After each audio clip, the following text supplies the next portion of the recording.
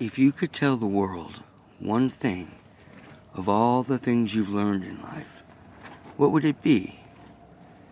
Such is the question I would ask during a chapter of my life shortly after my departure from ambulance service as a paramedic in Oakland, California. Each issue of Poetic Refreshment Magazine will feature a different answer gathered from a wide range of respondents. Bill was a helicopter pilot in the Vietnam War. His job was to transport wounded soldiers from the battlefield to medical help. 30 years had passed between those days and the warm afternoon in Golden Gate Park wherein we conversed. But he brought me back for a small taste of that time.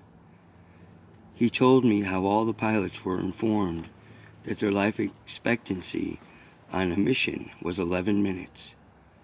11 minutes. Imagine that. Next time you clock in or do whatever it is you do to start your workday, imagine that same countdown had begun. Bill is the kind of guy you'd want as a friend or next-door neighbor. He told me of one soldier who was injured beyond ability to walk as the opposing army closed in. Although he had already prepared to lift off, he knew certain death awaited the soldier if he were left behind. Bill set the bird back down and ran out to rescue him.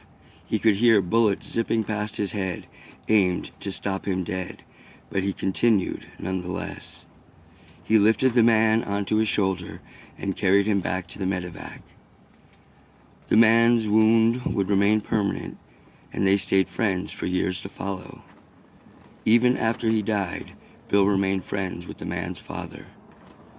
I asked Bill what he would tell the world, and his response was, "Do it right the first time." He elaborated, "You can never go back into the past. You can think about something day and night, even if it eats you up and keeps you from sleeping. But you can't go back. Do it right the first time." Thanks, Bill.